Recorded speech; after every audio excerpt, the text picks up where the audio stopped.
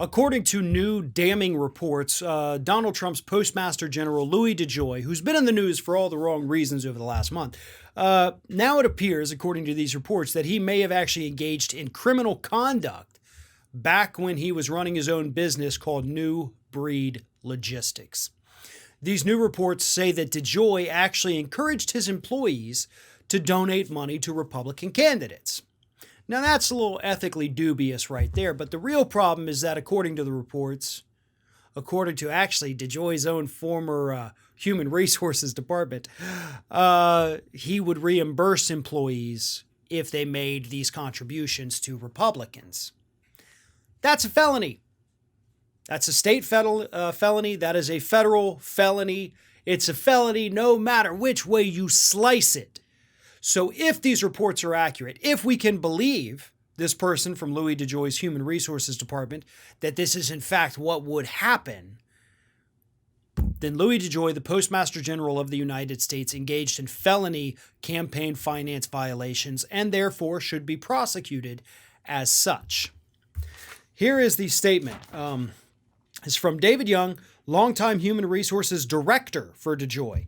Is now retired but had access to payroll records from the 1990s up until 2013, according to the report from Common Dreams. This is what Young said, quote, Lewis was a national fundraiser for the Republican Party. He asked employees for money. We gave him the money, and then he reciprocated by giving us big bonuses.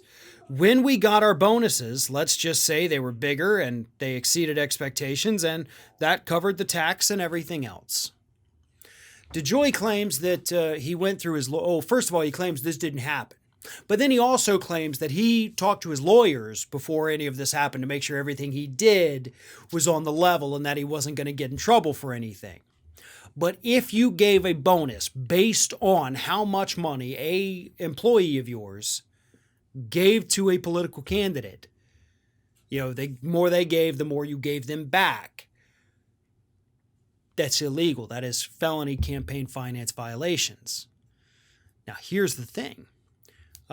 If this did happen, the statute of limitations on the federal level has expired. Unless there's evidence that he did it in 2015 or later. David Young only had access to records up to 2013. The statute of limitations is 5 years, so that expired in 2018.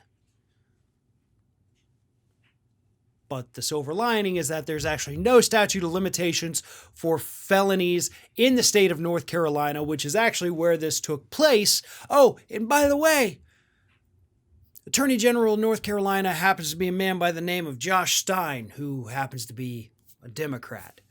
Now, I know we're supposed to be against partisan prosecutions and partisan investigations and things like that, but if the Attorney General of North Carolina were a Republican, you can bet that this story would die here. The fact that they are not gives us a little bit of hope that at the very least we're going to have an investigation, because that's what we need. That's all we can call for right now, is just simply an investigation. If DeJoy broke the law, if they have the proof of it, take it from there. But at the very least, start looking into this.